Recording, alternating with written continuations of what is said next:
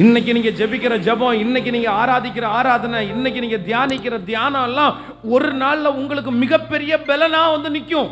நான் நம்புறேன்.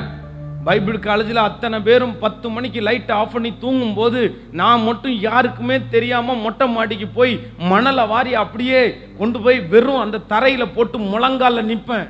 எங்களுக்கு பைபிள் காலேஜில் தூங்குறதுக்கு கொடுக்குற நேரம் ரொம்ப குறைவான நேரம் தான் தூங்குறதுக்கே கொடுப்பாங்க. 10:30 மணிக்கு படுத்துட்டோம் அப்படின்னா அடுத்து காலையில் திரும்ப வந்து அந்த காலையில் 4 மணி 4:30 மணிக்கெல்லாம் எழுந்திரிச்சோம். 5 மணிக்கு ஜெபத்துக்கு கரெக்டாக போகணும். கொஞ்ச நேரம் தான் தூக்கத்திற்காக அப்படியே அலமோதுவாங்க. தூங்குறதுக்கு அவ்வளோ ஆசையாக இருக்கும்.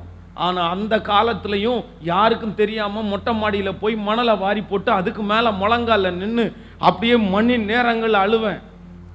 எனக்கு எதுவுமே இல்லைப்பா, நீங்கள் தான்ப்பா, நீங்கள் தான்ப்பா, நீங்கள் தான்ப்பான்னு. ஆனால் இன்னைக்கு ஊழியத்தில் நான் நிற்கும் போது ஒவ்வொரு நிமிஷம் நினைக்கிறேன், அன்னைக்கு ஜெபிச்ச ஜெபம் இன்னைக்கு எனக்கு ரொம்ப பலனுள்ளதாக இருக்குது.